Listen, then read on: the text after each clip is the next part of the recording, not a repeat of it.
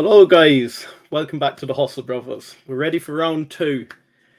My name's Liam, and today we have Archer Aviation's third quarter results.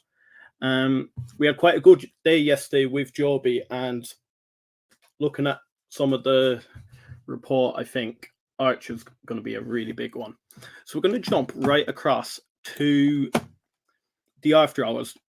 It's looking like Wall Street is liking it. We're up 1.42% as of after hours, which if we compare that even to Joby yesterday, look, as long as we keep that sort of level, we're fine. We had a massive rally today. It's to do with some news we'll start talking about in a bit, and it's also to do with the Fed slashes the rates by 25 basis points. So overall, we're having a really good day. So what we'll do, we'll quickly jump straight into the Archer shareholder letter.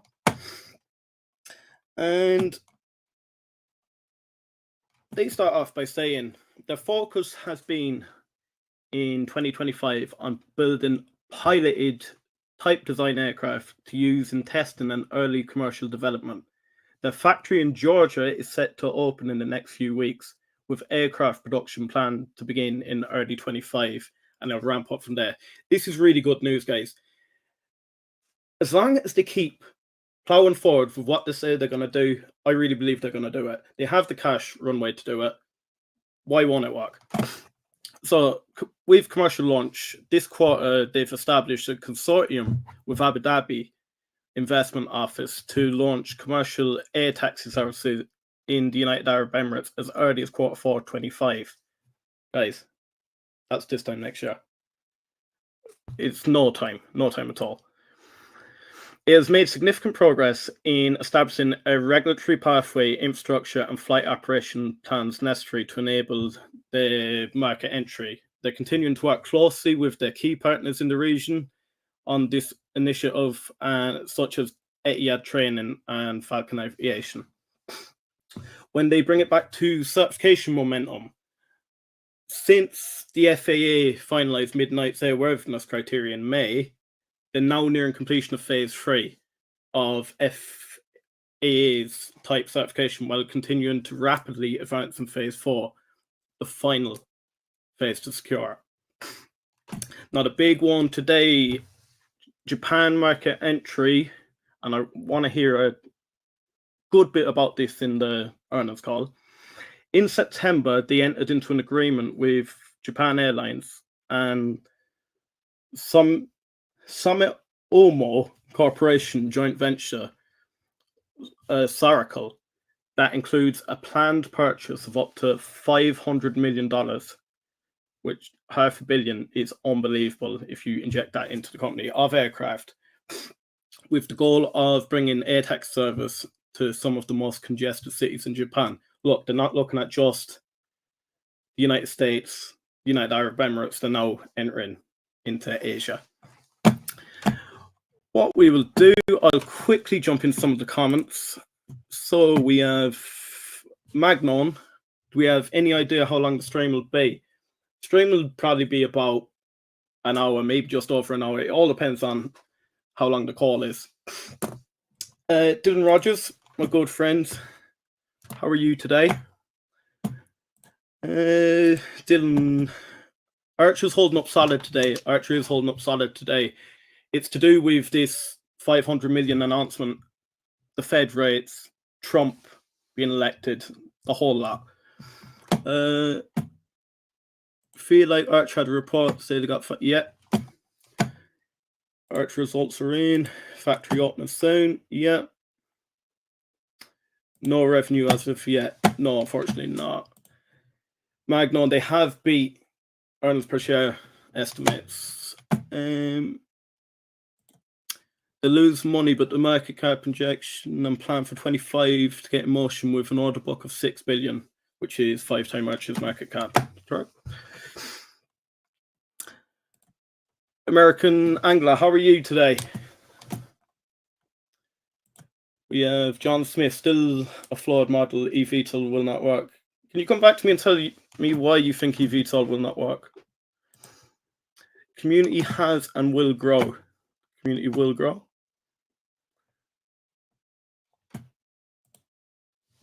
Is Archer better than Joby? I don't think Archer's necessarily better than Joby. I don't think one's better than another.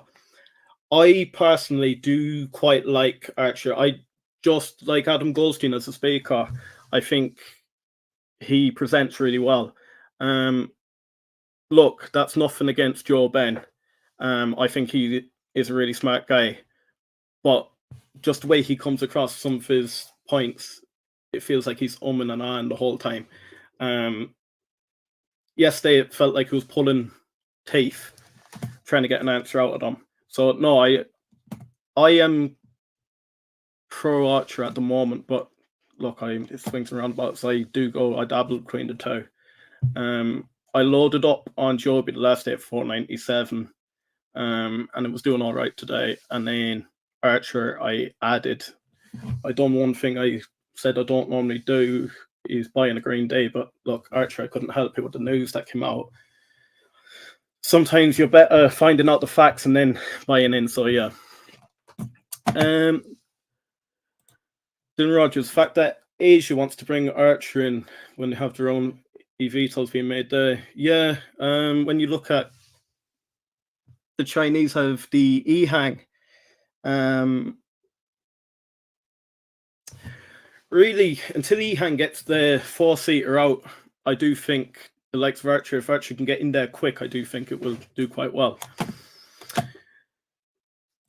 Price expectation over the next few months. That is a hard one, mate. It really depends what we hear on this call, to be fair. If they're starting to gain more and more confidence that they're going to be certified, if they can put a lot more confidence in the doubters, I could see a double, but I don't think it's going to absolutely rocket until we get the likes of the commercialization, really. It's going to hit 5 in 2 minutes. What is it at now? 350. I think you're a bit brave saying that. So let me double check.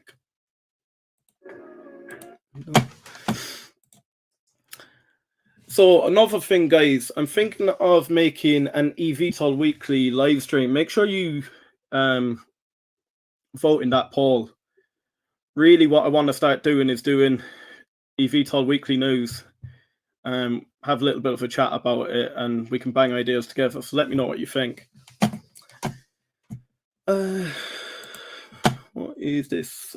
A lot of catalysts I feel like they could announce or bang home could hit 5 by January, in my opinion, but just hoping for the moon.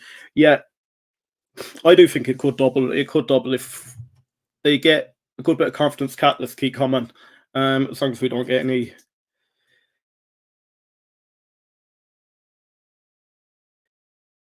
We could expect a little bit of a pullback after this Trump rally. But saying that with the Fed still slashing the rates, it just feels like all fields are green at the moment.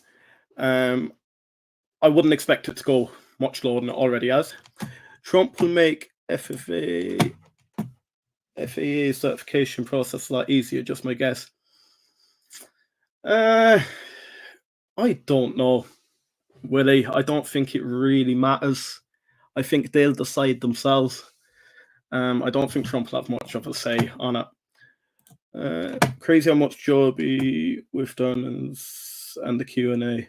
Yeah, no, I agree with that. I think it was a little bit shady. They were neither here nor there with the answers. But look, I'm still bullish on Joby, so I'm not going to say. What do you think? Are you worried about EHang? EHang in the Asia market, I'd be a little bit worried about. EHang coming into America, they've said they won't bring it into about 2030, so I'm not that worried.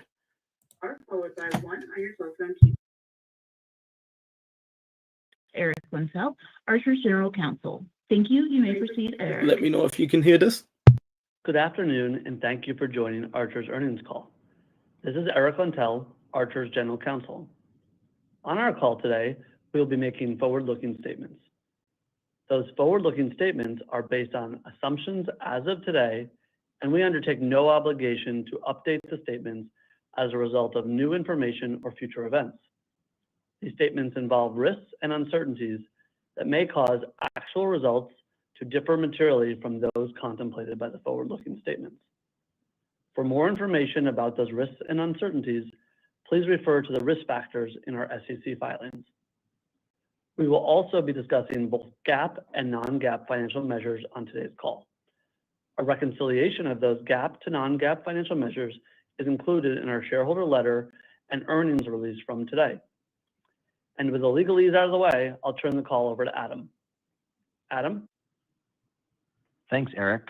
Since founding Archer, our mission has been constant: to pursue the most efficient path to making urban air mobility an everyday reality. Over the past 6 years, we have worked to establish the foundation to allow Archer to seamlessly transition from concept to commercialization. Now, regulators and industry leaders are moving increasingly in lockstep as we enter the commercialization phase of eVTOL. At Archer, we're honored and energized to be at the forefront of that shift. This momentum was unmistakable last month when the FAA Administrator, Mike Whitaker, signed the final Powered Lift SFAR, the Special Federal Aviation Regulation, alongside Archer's Chief Regulatory Affairs Officer and his predecessor, Captain Billy Nolan. In a few moments, you'll hear directly from Billy on the positive outcome of the SFAR for the entire eVTOL industry and our collective path forward. The SFAR is the key operational piece of the regulatory puzzle here in the US, giving us and the rest of the industry a clear path and structured framework for the safe, phased rollout of eVTOL. I'm grateful to Administrator Whitaker and his team at the FAA for championing America's leadership in advanced aviation technologies and for their continued partnership with Archer and our peers. Today, I'll lay out our expectations for how we envision our entry into service in both the US and internationally over the next 18 months. The team and I also will share updates on the momentum we are experiencing across engineering and certification, advancements in scaling manufacturing, the deepening of our Stellantis partnership, and why we believe our capital position gives us a unique advantage as we round the corner towards entry into service. Our commercialization strategy is focused on markets where we can deploy hundreds of aircraft over time, backed by strong top-down government support and the regulatory commitment required to make this vision a reality. Right now, we're seeing this potential in the US and in key countries across the Middle East and Asia. Once we identify a market, our priority is to secure top-tier strategic partners, those who not only bring substantial passenger demand and potential for financing, but also have the influence and relationships to support our path to commercial service. I'll walk through our priority launch markets today and show how this playbook is driving our strategy.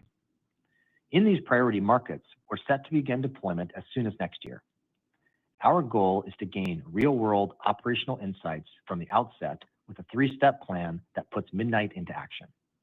Step 1, execute piloted demonstration flights in market. Step 2, fly piloted market survey trips with Midnight carrying passengers on our first air taxi routes.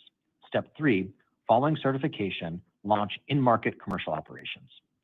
We believe this pre-certification early deployment approach will help us build the operational expertise we need to develop each market and help ensure we're able to safely scale alongside the communities we serve as demand grows.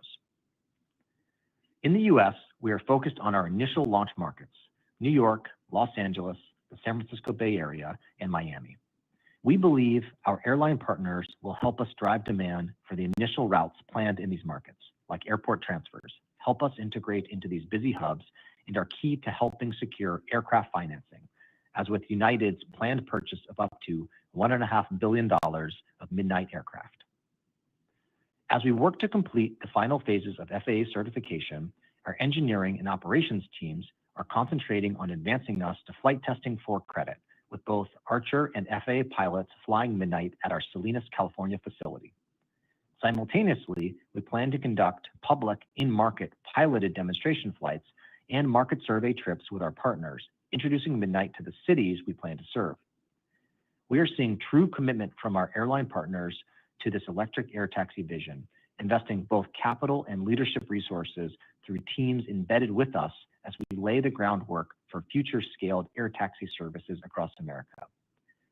These early steps are essential for building safe, efficient operations for our future customers. Internationally, we've been drawing on the expertise of partners and customers with decades of aviation and regulatory experience across key markets. We're seeing strong interest from governments and partners eager to be among the first to demonstrate and commercialize electric air taxis. And we've grown our indicative order book to over $6 billion, which includes planned pre-delivery payments. Our certification and flight operation teams are working closely with regulators in our priority international launch markets to formulate and advance a strategy where we demonstrate piloted midnight flights in market as soon as possible, then transition to commercial operations once both Archer and the jurisdictions are confident in the safety of our aircraft and operations. This approach opens the door for early international deployments, potentially even ahead of what we have planned for the US. The UAE continues to lead the way in this regard. We've established a consortium led by the Abu Dhabi Investment Office to launch commercial air taxi services in the UAE as early as Q4 2025. Together, we have made significant progress in establishing the regulatory pathway with the GCAA, as well as the infrastructure and flight operation plans necessary to enable our market entry. We are continuing to work closely with our key partners in the region on this initiative, such as Etihad and Falcon Aviation. This is all under the vision of the Abu Dhabi leadership. We're all working to rapidly advance what was contemplated by the framework agreement signed last year with the Abu Dhabi Investment Office. Audio continues to demonstrate their commitment to invest hundreds of millions of dollars to accelerate our commercialization in the country, including support for early operations, critical infrastructure, and crucially, a regulatory pathway to launch commercially as early as the end of 2025. To bring this vision to life, our teams are coordinating with dozens of stakeholders across the Emirates on numerous work streams. We've used our in-house data platform, along with local insights, to map out air taxi network and design routes tailored to expected demand. We plan to launch in the nation's capital, Abu Dhabi, which covers roughly 85% of the UAE, with plans to expand our operations to connect with Dubai and other Emirates as we scale.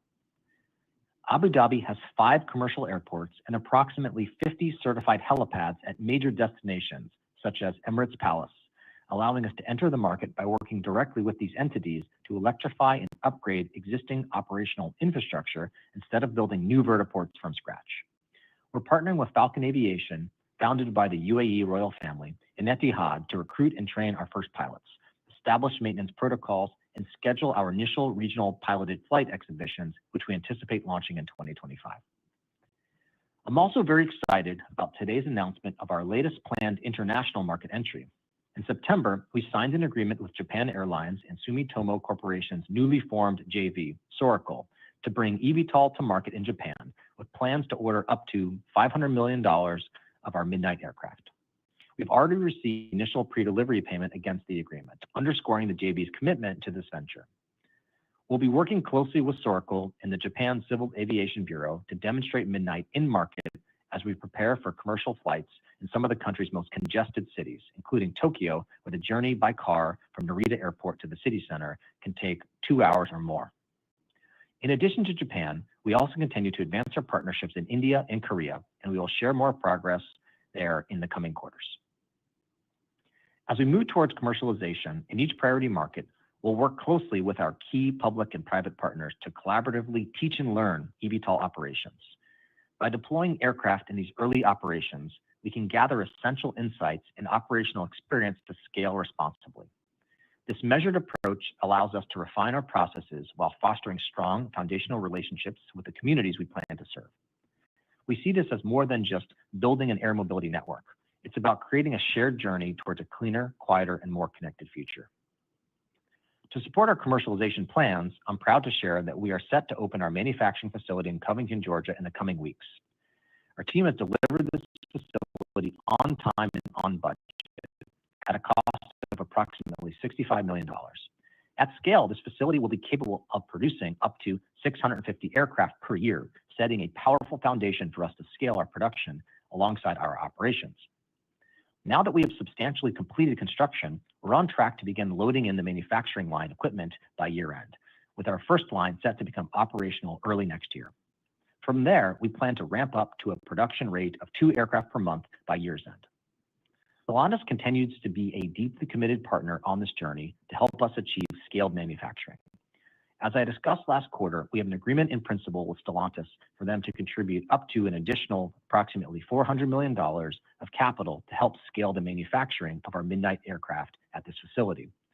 Earlier this week, we announced that we are now seeking shareholder approval of that deal and aim to finalize it by the end of the year. The goal of the structure with Stellantis is to secure future capital for manufacturing growth without taking any unnecessary dilution of a large capital infusion today. We'll continue to manufacture our powertrain and a select number of test aircraft at our California low-rate production facilities, ensuring continuity for our R&D and test needs. We're confident this strategy will support a reliable and scalable production flow as we prepare for commercial operations. Our engineering and certification teams made significant strides this quarter, advancing FAA type certification and preparing for our first piloted flights with our Midnight aircraft. With the SFAR in place, our teams are fully engaged in the final phases of our certification program, collaborating closely with the FAA on a day-to-day basis to ensure compliance across all aspects of the program. With the type design mature and our high-volume manufacturing facility in Georgia coming online, we are ready to enter a period of tangible operations and scalable growth. Billy and Tom will outline the road ahead as we work to execute our path to certification and launch of commercial operations. The Department of Defense continues to actively engage the industry with increasing momentum. Our contracts with the DoD, which we understand to be the largest in the industry, have grown to a maximum value of $148 million. Just last quarter, we recently delivered our first Midnight aircraft to the United States Air Force under those contracts, a milestone that paved the way for exploring expanded defense applications, ranging from contested logistics missions to critical medical rescue operations. Over the next 6 to 9 months, we anticipate meaningfully growing this area of our business as we showcase the strategic benefits of eVTOL to government partners, including other branches, as well as our allies overseas. To spearhead these efforts, we are pleased to announce a recent new hire to the Archer team, the addition of Joe Pantalone as our head of advanced programs. A seasoned leader with nearly 30 years at Lockheed Martin, Joe brings invaluable expertise as a protege of Ken Rosen, one of the greatest aircraft engineering leaders of all time. Ken has over 50 years of experience in aviation, served as VP of engineering at Sikorsky, where he was responsible for building the original Black Hawk in the 70s and subsequent variants. Finally, turning to our capital position. As I mentioned, we're fortunate to have strong backing of Stellantis, whose commitment to Archer has continued to expand. Their investment now stands at nearly $300 million to date, with an agreement in principle to commit up to nearly $400 million of additional capital to support our manufacturing ramp. This deep support allows us to execute our vision with greater speed and efficiency than would otherwise be possible. Combined with our cash reserves, which total over $500 million at the quarter end, Archer remains in a formidable liquidity position to aggressively pursue our entry into commercial service. As we close out this quarter, I couldn't be prouder of the significant strides our team has made in laying the foundation for our future. We have flown hundreds of test flights with Midnight year to date, demonstrating our commitment to rigorous testing and validation. Our piloted Midnight aircraft is nearing readiness for flight. Our high-volume manufacturing facility in Georgia is set to open, and we are seeing increasingly clear regulatory pathways both domestically and internationally. Additionally, our growing network of strategic partners is helping pave the way for our vision. And with that, I will turn it over to Billy Nolen. Thanks, Adam. This type of progress is what drew me to Archer. The opportunity to work with a team so dedicated to making this vision a reality is incredibly motivating. Every day, I had an opportunity to see firsthand the passion and drive that fuels our progress. During my 10 years as FAA administrator, we set forth an ambitious vision to commercialize eVTOL in American cities by 2025, with a goal to reach meaningful scale by the LA Olympics in 2028. It was a privilege to stand alongside my successor, Mike Whitaker, as he signed into law the final powered lift SFAR, paving the way for the commercial launch of electric air taxis in the United States. This moment was especially gratifying as we worked tirelessly during my time at the FAA to ensure that strategic innovations like this were championed by the FAA, maintaining America's role as the global leader in aviation. I want to commend the entire FAA team for their exceptional work in establishing these new rules on schedule and at record speed. This achievement underscores the FAA's dedication to safely bringing these aircraft to market through a collaborative approach with the industry. For instance, we developed the Powered Lift SFAR to address unique aspects of eVTOL technology, including pilot training and urban airspace integration. This effort required coordination across multiple agencies, culminating in a regulatory framework that ensures the safe integration of eVTOL operations into our national airspace. I also want to emphasize the broader significance of this achievement. The FAA's efforts to create a new aircraft category for the first time in 80 years reflects a historic moment, not just for Archer, but for the future of urban mobility globally. It is a demonstration of how we as a nation can lead in pioneering technology that has the potential to revolutionize how people live and move in urban spaces. We've successfully shown that when government and industry work hand in hand, we can advance innovation, set global standards, and keep the U.S. at the forefront of aerospace development. Now, to help us put this into perspective for our certification journey, I want to hand it over to Tom. Tom will walk us through how the SFAR and our ongoing partnership with the FAA have allowed us to make substantial progress toward type certification and how each phase of the FAA's process aligns with our strategy of bringing Midnight to market. Tom, over to you. Thanks, Billy. With the clarity we now have following the final release of the Powered Lift SFAR, as well as the compliance planning progress we have made with the FAA since our airworthiness criteria final rule was published this May, we are now able to share our certification progress in a more quantifiable manner. We believe the best way to do so is by comparing Midnight's certification progress to the FAA's 4 phases that lead up to type certification, as defined in the FAA's model of the type certification process in Order 8110-4C. The first phase in the FAA's type certification process is called conceptual design, where the FAA is familiarized with the aircraft design and early discussions are held, culminating in an application for type certification. As you know, we finished this phase several years ago. The second phase of the FAA's process is requirements definition, which is where the FAA sets the airworthiness criteria or certification basis, essentially the safety requirements for the aircraft. We formally finished this phase this past spring when the FAA published our final airworthiness criteria in the Federal Register.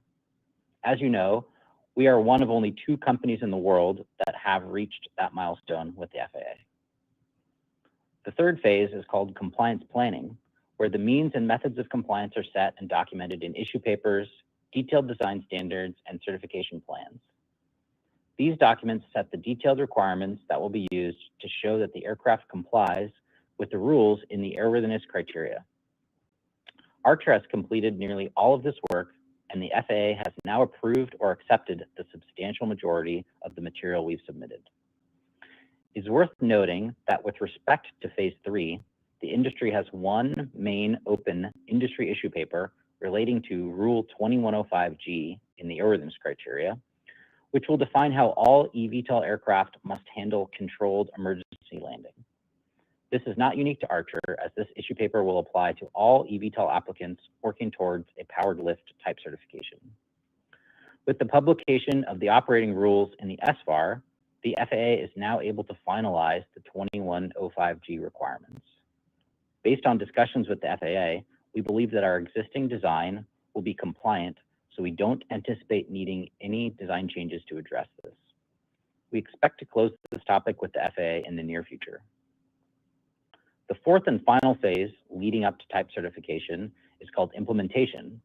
This phase is where we perform the tests and analyses identified in Phase 3 and provide the data to the FAA for them to verify and make compliance findings. Once the FAA has completed all compliance findings in this phase, they issue the type certificate. At this point, we have FAA approval for 12% of the total compliance verification documents in this final phase before type certification, with much of that progress attributed to our work in materials and process, software, avionics, and electrical systems. In parallel with our FAA certification efforts, we are actively working with several international regulators towards bringing our aircraft to market outside of the United States, including with the GCAA in the UAE, as Adam mentioned earlier. We also continue to make great progress in our aircraft flight testing efforts. Back in August, we reached our year-end goal of flying over 400 times, which was 4 months ahead of schedule, and we continued to fly midnight on a regular basis. We've gained a lot of key learnings from our flight test program, including valuable insights into how our in-house developed powertrain performs on the aircraft. For the past year, we have been flying our A-sample electric engines and battery packs on midnight. A-sample is an automotive term for early hardware that is functional but has limitations and is usually produced with more manual processes. We now have hundreds of flights and thousands of hours of lab and ground testing on this hardware. Data gathered through this testing informed the design refinements that we have incorporated into our B-sample powertrain hardware. B-sample means the components are fully functional and design representative, but not necessarily produced on the final production lines and tooling. In the B-sample electric engine, we improved the rotor design to use an innovative magnet retention and assembly design that supports both our maximum performance requirements and is optimized for manufacturability. We also implemented forged aluminum housings instead of housings machined from a billet to align to the material properties and manufacturing processes that will be used in mass production. In our B-sample battery packs, we updated our battery management hardware and software to the type design that we are working to certify, and made some design refinements to the thermoplastic enclosure for improved manufacturability. We made the conscious decision to wait to begin our piloted test flights for this B-sample hardware, because we believe this will allow us to move faster during the flight test for credit phase. I want to make it clear that we are focused on building and testing our piloted type design aircraft. This is the aircraft we are working to certify and ramp into early production next year. It is not merely a developmental prototype. These aircraft will only be capable of being flown with a pilot on board, as they are using the hardware and software that we are working to certify. With the type design now matured, it's ideal timing to bring up our factory in Georgia. Our plan is to start building aircraft in that facility in January, with the initial units planned to be used for piloted demonstration and market survey flights with passengers next year.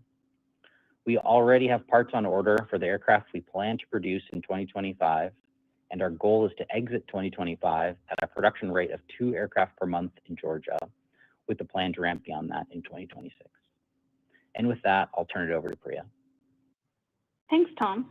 Good afternoon, everyone. As you may remember, Mark Messler is currently on temporary medical leave. On behalf of the entire team, I want to take a moment to extend our best wishes to him for a smooth recovery. Mark's leadership and guidance have been invaluable to the organization, and we wish him well. During this time, I have the privilege of stepping in as Archer's interim CFO. I have worked with Mark for over 10 years across various public companies and have now been with Archer for over 2 years leading the corporate finance team. In today's call, I will go over our liquidity profile, our financial results for Q3 24, our estimates for Q4 24, and a high-level framework for understanding our 2025 spend. With regards to liquidity, we continue to be one of the best capitalized companies in the industry. At the end of Q3 24, Archer had $501.7 million of cash and cash equivalents on the balance sheet. This puts us at the strongest cash position we have been at over the last 18 months. And this doesn't include any of the up to $400 million of additional capital Stellantis has agreed in principle to commit to help scale the manufacturing of our Midnight aircraft. As you may have seen us announce earlier this week, we are now seeking shareholder approval of that deal so we can finalize the commitment. Furthermore, we have nearly completed the build-out of our large-scale manufacturing facility that will support our production ramp for years to come. all of which has been financed through highly favorable terms. As we look ahead towards the manufacturing and commercial operations ramp we expect next year, we feel very confident that we will have access to sufficient capital to deliver. With regards to our spending this quarter, we continue to invest in the development, certification, and test of our Midnight aircraft and in the ramp up of our manufacturing and testing capabilities as we build additional Midnight aircraft and their associated powertrains. As a result, our non-GAAP operating expenses for Q3 '24 were $96.8 million, that is within our guided range of $90 to $100 million, and relatively flat quarter over quarter. Our total operating expenses on a GAAP basis for Q3 '24 were $122.1 million, which is also relatively flat to the prior quarter.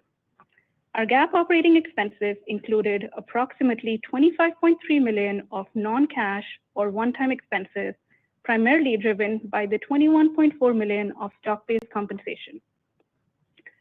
Within the $96.8 million of non-GAAP operating expenses, we incurred approximately $19 million of non-recurring engineering and material costs with our suppliers during the quarter, as we continue to invest in the maturation of our supply chain for Midnight and procure parts for the manufacture of our Midnight aircraft. As we look ahead to Q4 '24, we anticipate total non-GAAP operating expenses of $95 to $110 million. This range represents an uptick in spending as we plan for an increase in our non-recurring engineering costs with our suppliers to enable our manufacturing ramp, as well as an increase in labor and materials spend tied to our planned ramp of manufacturing activity. As we finalize our contract manufacturing arrangement with Stellantis going into 2025, we expect the majority of these manufacturing labor and CapEx costs to be covered under that construct for the foreseeable future. For 2025, I'll discuss the framework for how you should think about our spend. Our spend for 2025 aligns to 5 buckets.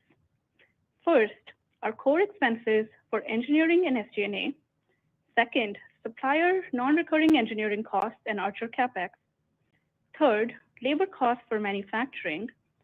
Fourth, direct material cost with our suppliers to support our aircraft builds.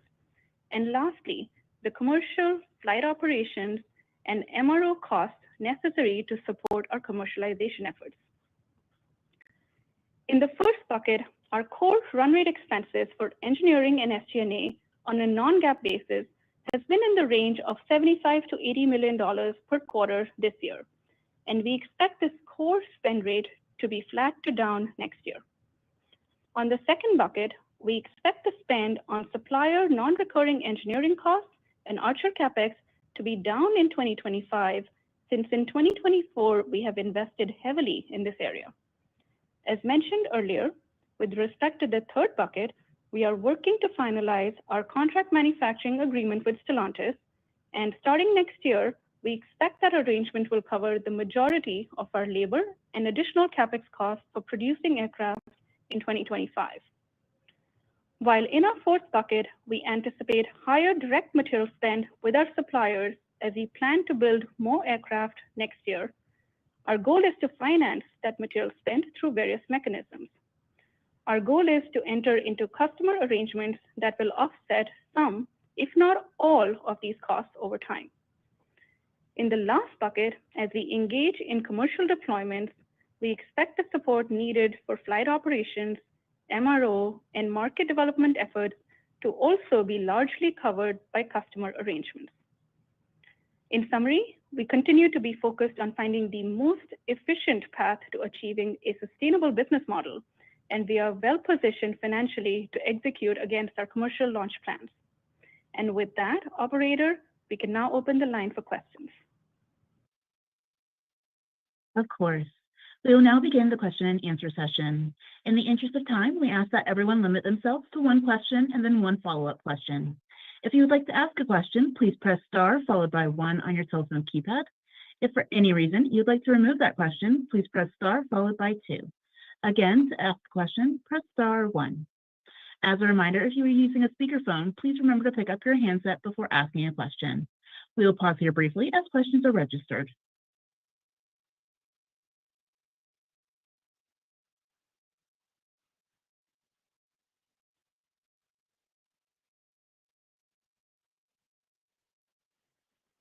Our first question comes from the line of Andres Shepherd with Cantor Fitzgerald. Gerald, your line is now open. Hi, good afternoon. This is Anand on behalf of Andres. Congrats on the quarter and thanks for taking our questions.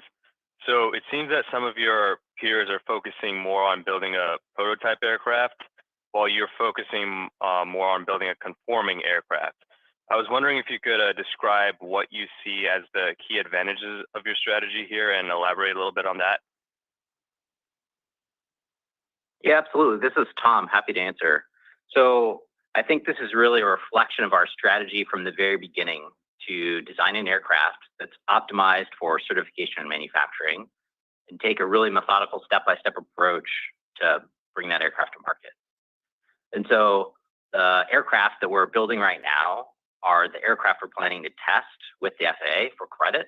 And then it's that same design, the type design, that we're planning to ramp into production next year to use for early commercial operations. So again, just like we made the pragmatic decisions to not vertically integrate everywhere and focus on something that we think is pragmatic and achievable, you're just seeing that same strategy flow through to the entire business. Gotcha. Appreciate the color. And with regards to the recent Japan announcement, I was wondering if you're able to give us a little bit more of a timeline as to when you expect to begin deliveries in the area. This is Adam. Thanks for the question. So if you go back to the chart that we put out last quarter, where you can start to see the manufacturing volumes, you can get a sense for how the production may ramp. So you'll see, 10 aircraft in 2025, and then it ramps up from there. So there are opportunities for early deployment, and we've talked a lot about the UAE, where some aircraft will go. We will obviously use some aircraft in our test capacities, and then we also think there's some opportunities to deploy some aircraft even with some of the Western customers as well. So Japan is a really great opportunity, and we are starting to really work hard to develop all the infrastructure and pathway to launch there. And so as that starts to mature, we will provide more detailed information. Gotcha. Appreciate it. And lastly, as you just mentioned, with the UAE, if you could remind us your plans on how you plan to commercialize there and how you plan to enter this market and how you see it ramping up. So as we always say, our goal has been to find the most efficient path to commercialization. And so that really means stabilizing the final design, which we've done, and building that aircraft and testing it, which we're doing. And then once we do all that, safely deploy it. And if you look at the UAE, we have a lot of really good relationships there. So Mubadala, the sovereign wealth fund of Abu Dhabi, is a longtime investor in Archer. We've engaged the entire Abu Dhabi ecosystem, and that's largely been coordinated through the Abu Dhabi Investment Office. And that consortium that's been put together includes some of our partners like Etihad and Falcon Aviation. So the regulatory pathway has now become much more clear. That enabled us to be able to launch as soon as fourth quarter next year. And so I'll turn it over to Tom to walk through some of the process, but hopefully that gives you a sense for all the different parts that are coming together. Yeah, and just to add on to that, I think it's again the same strategy of taking a very pragmatic approach to launching the business. And so our strategy in UAE is to partner with great operators out there, to leverage existing infrastructure. It's to leverage a lot of the same data that we're already generating for the FAA to support the aircraft entry into service there. So just clicking into some details there, with respect to the aircraft certification, we're leveraging the same plan, same data that we're already working to develop. I just spent a week in the UAE with my CERT team, and we worked through a lot of the details on that piece. But in other trips, I've flown on helicopters operated by Falcon Aviation, our operating partner out there.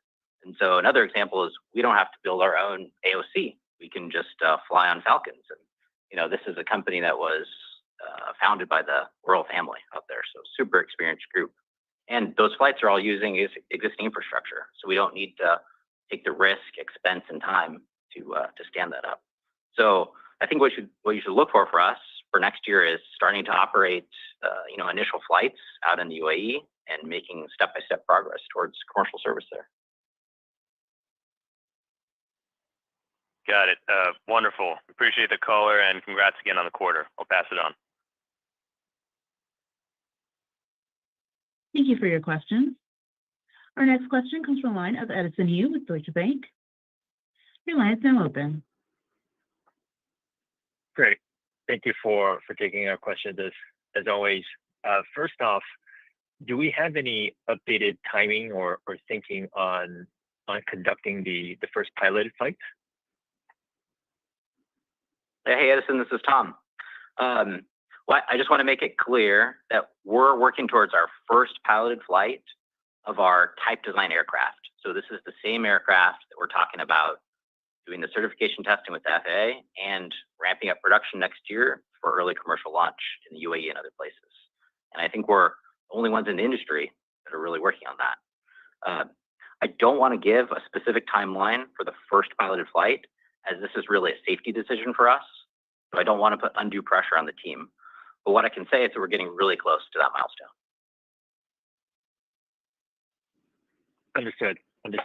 And then to your point on this is the production version. This is the real version. And I just want to confirm that this is still capable of carrying the payload, the intended payload, the distance, all the performance metrics. So those are you're reiterating all those things for this aircraft.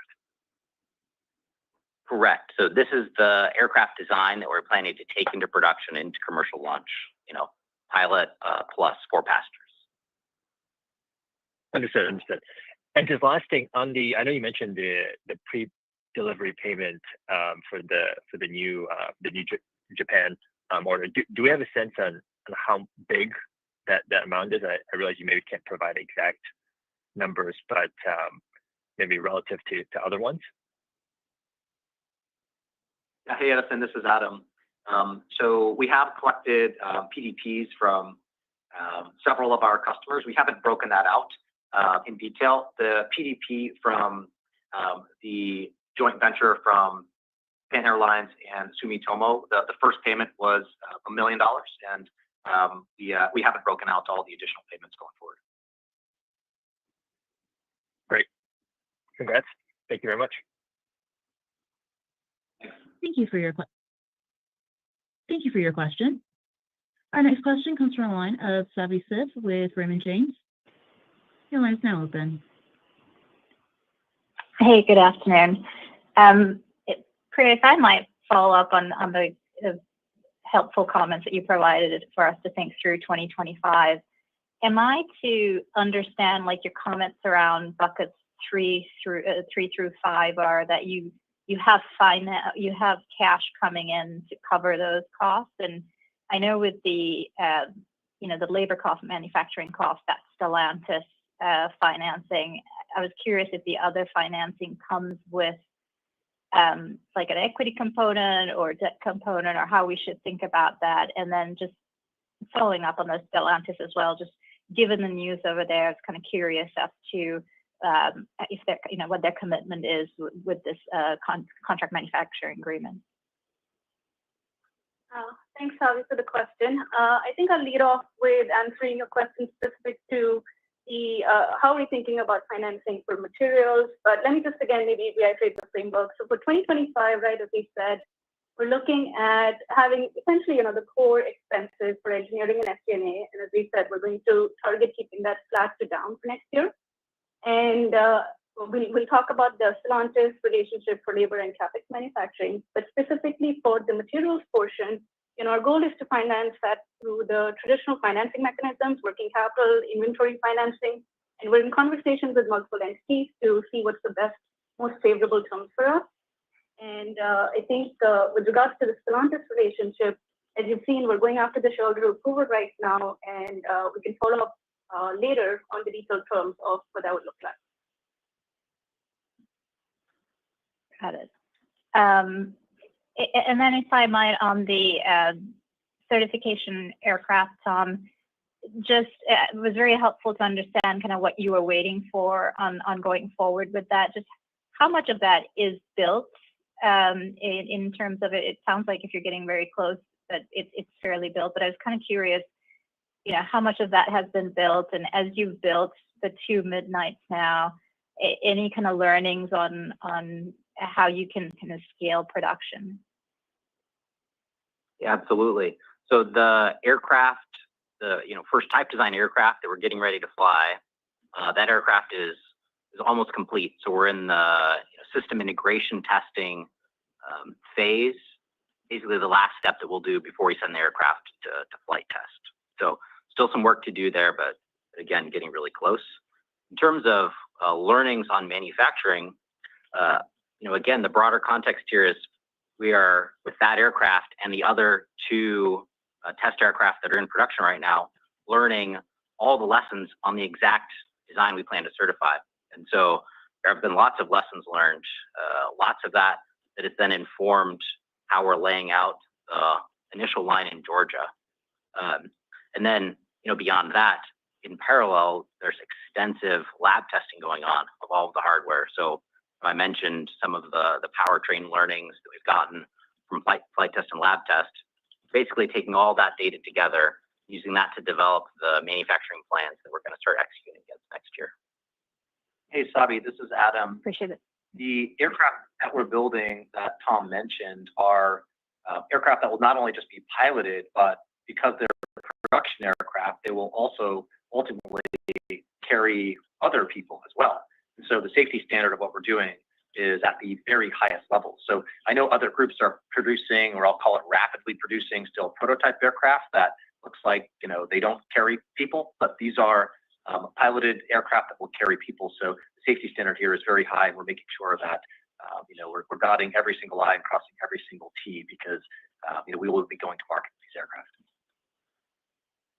Understood. It's all helpful color. Thank you. Thank you for your questions. Our next question comes from the line of Bill Peterson with JP Morgan. Your line is now open. Hi, this is Mahima Kakani on for Bill. It was nice to see that the FAA has begun to accept and approve some of your certification plans. Do you have a sense of kind of the pace and the cadence of which the FAA will continue to do this over the next couple of quarters? Do you have any expectation around when they'll accept 100% of your compliance verification plans? Yep. So I think the right way to answer that is to point you back at the chart that we put in our shareholder letter, which lays out the 4 phases that the FAA defined leading up to type certification. So, the first 2 were finished when our airworthiness criteria was published earlier this year. And so what we've been able to do over the last, 4 months or so, 4 to 6 months, is essentially go and finalize a bunch of the means and methods of compliance. So these are things like the MOCs, the detailed design standards, the certification plans that all enable the 4-credit test work.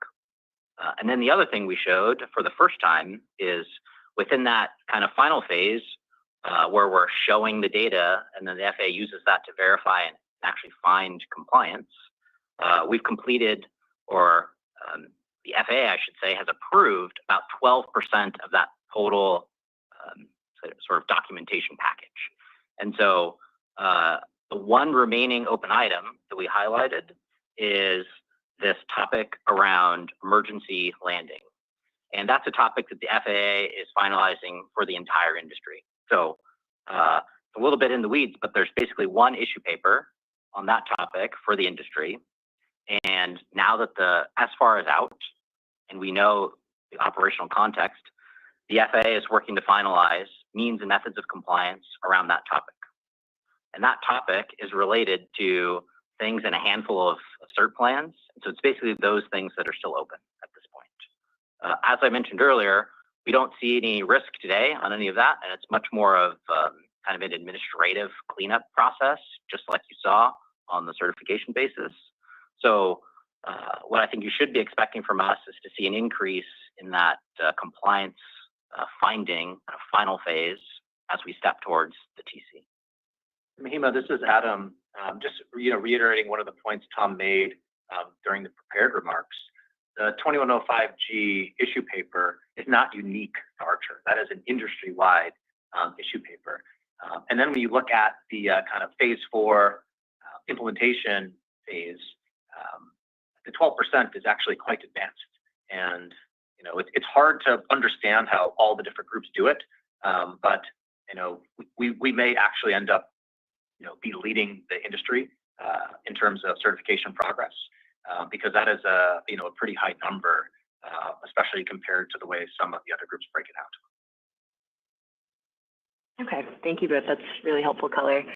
For our second question, I appreciate that you can't really touch on specific timing of piloted flight in the UAE, but do you have a sense of how many aircraft you'll send there for testing, and then potentially how long that could take before entry into service? Yeah, well, we have a plan to be in commercial service in the UAE before the end of next year. And it's a challenging plan, but it's one that we are executing against and is certainly doable. The aircraft that we are starting to produce in Georgia in the coming months are the aircraft that we will be deploying to the UAE. Adam and the team gave some, general guidance on aircraft production over the next couple of years.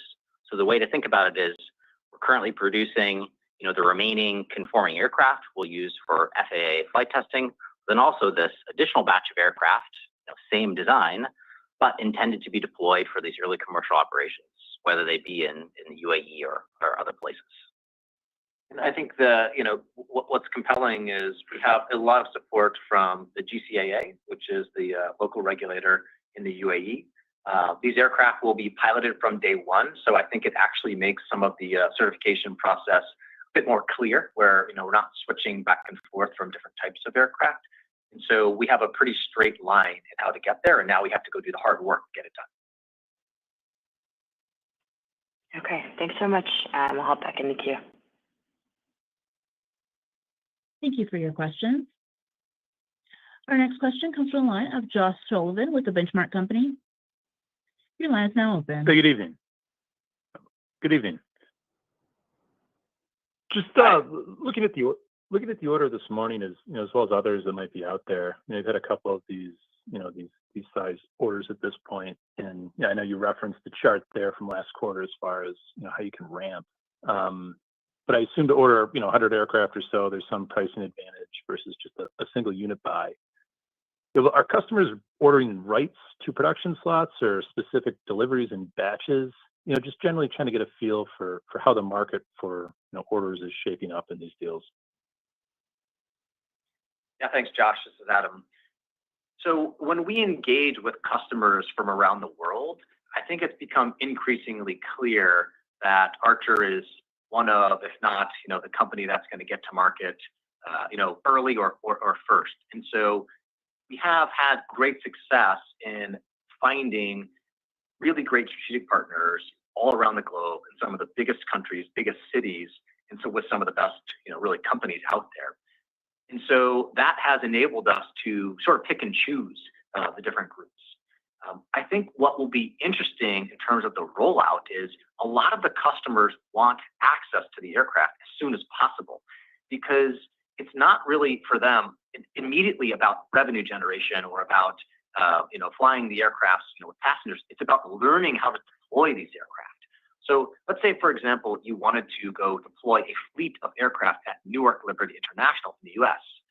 All of a sudden, you have to go start learning all the operational capabilities. You have to learn how charging is going to work, how maintenance is going to work, get the pilots involved. So we've seen a lot of interest from pretty much all of the customers around the world want aircraft as early as possible. And so what we've done is we've said, with the new customers we're talking to, we said we would like there to be pre-delivery payments early, meaning there's some dollar commitment to show how serious they are, non-refundable pre-delivery payments. Second is we'll start to look at, delivering aircraft, doing in-market demonstration flights, followed by market survey flights, and then ultimately launching there. And so as we roll that process out all over the world, you'll start to see, a handful of aircraft in each of these countries, each of these cities, and then ultimately, passengers flying on those for market survey flights, and then ultimately the launch there. So hopefully that gives you a sense for how this is starting to shape out. I think as it relates specifically to Japan, Japan is a great market, big market, has the potential for at least 100 aircraft. If you look at some of the trips from, the airport to city center, we're talking about, very long, rides. And so we're very excited about the Japan order, but there are many like that we've engaged with that are to come. Got it. And then maybe just as you look at the SFAR, do you or your partners have an early sense just of the life cycle of, pilot training or just acquisition? Any early thoughts there? Well, I would say in general on the SFAR, we were super pleased with the outcome. It was honestly better than what we thought it was going to be. And, the main things in there we were paying attention to were pilot training, like you mentioned. And so it was great to see they added the flexibility to be able to leverage simulators for big chunks of training, which is, what we had been planning and we think is the right thing to do. In addition to rules around energy reserves, which came out in a better than we expected, in a way that supports our intended commercial operations. So there's a lot of work to do with the individual operators in the individual countries, as that SFAR is just a domestic document, but really positive sign, I would say, for the whole industry. Great. Thank you for the time. Thank you for your question. Our next question comes from the line of David Zazula with Barclays. Your line is now open. Hey, good afternoon. Thanks for getting me in. Tom, just following up on that, I know you said the reserve requirement within the SFAR came in better than expected. I guess specifically, can you talk to any restriction that you would have on operations as a result of that reserve requirement, within the context of, the Urban Air Mobility Missions Act?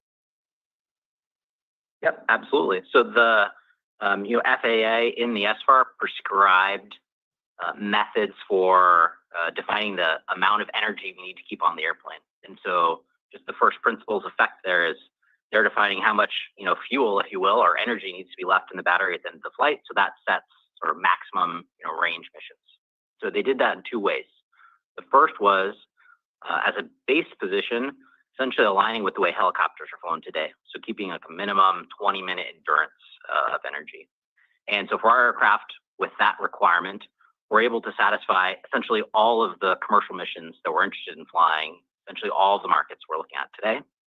But then the FAA went a step further and added provisions for alternate essentially means of meeting a similar safety standard. So for example, if we wanted to fly a long-range mission that perhaps couldn't give us 20 minutes of reserve endurance, we can propose ways to mitigate that by having landing sites that are along the way to essentially give us backup options. So when I talked about better than expected, it's things like that the FAA worked in, which are super practical, but maintain a high level of safety, but give the flexibility for this early industry to kind of take hold and learn and grow.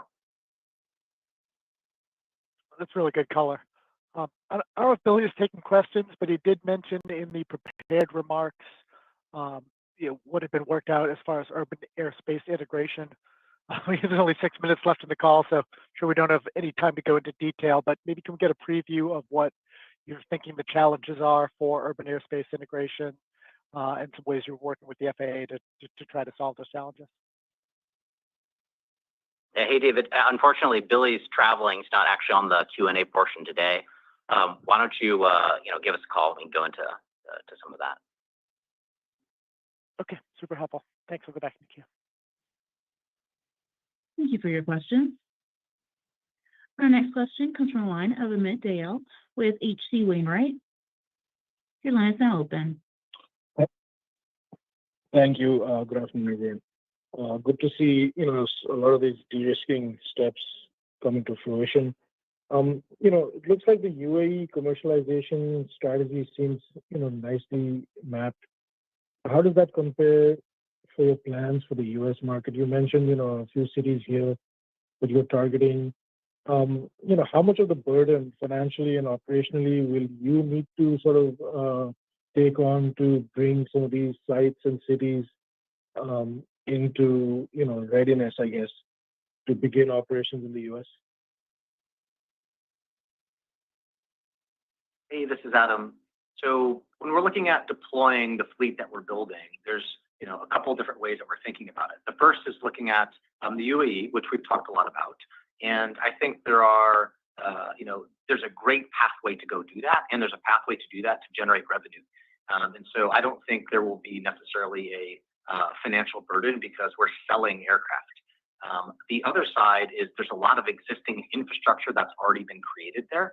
So there are existing helipads, many of them, dozens of them that exist within Abu Dhabi. And so there's existing operators, existing pilots, existing routes. And so there's a lot that we are going to be partnering with to allow us to launch right away and to get off the ground with minimal additional investment. In the US, as it relates to bringing aircraft to some of our early customers as well, the first use case is really all about learning about the aircraft and learning how to deploy and how to scale. So for example, you can't just go drop a fleet of aircraft off at Newark Liberty International and say, thank you, see you later. There's a lot of planning that needs to go into that. Where is the charging infrastructure going to go? How are the pilots going to interact with this? How is the airport itself going to work? Where is parking going to be? And so a lot of the customers want to engage early to try to stand up the operations. And that may be a year or multi-year process to do that. Because we have many customers all over the world, there's an opportunity to really start engaging these different groups that want early access. None of that really requires a heavy capital investment to do that. So I do believe there's an opportunity to generate revenue, potentially even generate positive cash flow with minimal investment that needs to go into the early operations. Understood. Thank you for that color, Adam. Yeah, that's all I have. I'll take my other questions offline. Thank you. Thanks.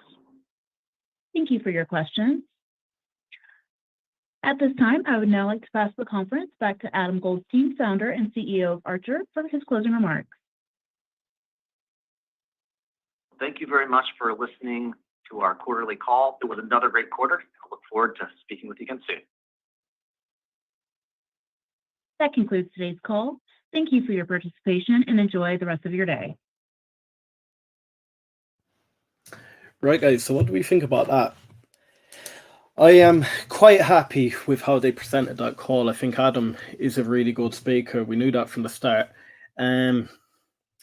Look, I know some of your worries are we going to get certified in the US? How quick we're going to get certified in the US? I am quite happy that they're starting to push out their business across to like United Arab Emirates. They're starting to enter into Asia. My only concern with the likes of Asia is the likes of EHang. I don't know what the relationship would be like between China and Japanese markets. Would there be a big push for the EHang vehicle? I know it's only 2-seater, but they are producing a 4-seater at the moment. Let me double check here now. So Baggo Holden is a little bit frustrated that they haven't showed the amount of weight they can lift. I myself haven't found many videos that, if any, that they can lift the weight that he wants them to lift. So if anyone has any videos of either Midnight or the S4 lifting weight, please send them on to me. Then we have Christian. That's how to do a call. Yes, that is how to do a call. They were extremely confident in their approach. We have Indoor Newbie. Indoor Newbie, thank you for joining this community. You will learn a lot. We have a lot of smart people in here, and we're going to start an eVTOL weekly show. One thing to tell me, at home here in Ireland now, it is 11 o'clock at night.